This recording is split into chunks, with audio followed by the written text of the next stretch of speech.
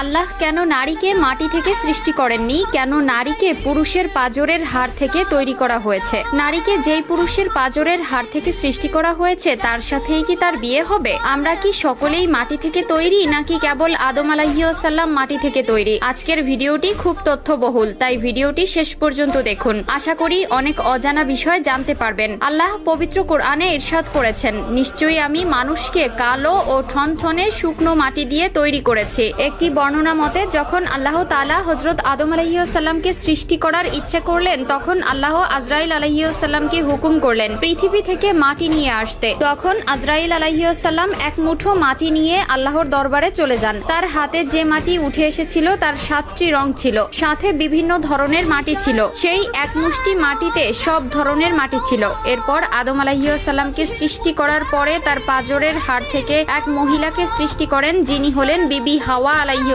সালাম। বিবি হাওয়া দুনিয়াতে আগমনকারী প্রথম নারী ছিলেন। হযরত আবু হুরায়রা রাদিয়াল্লাহু তাআলা আনহু হতে বর্ণিত, মহানবী সাল্লাল্লাহু আলাইহি ওয়াসাল্লাম বলেছেন, যে ব্যক্তি আল্লাহ ও আখিরাতের প্রতি বিশ্বাস রাখে সে যেন তার প্রতিবেশীকে কষ্ট না দেয় এবং নারীর সাথে সৎ ব্যবহার করে। নারীদের সাথে তোমরা খারাপ আচরণ করো না, কেননা নারীদেরকে পুরুষের পাঁজরের বাঁকা হাড় থেকে সৃষ্টি করা হয়েছে। পাঁজরের সবচেয়ে বাঁকা হাড় হচ্ছে উপরের অংশ।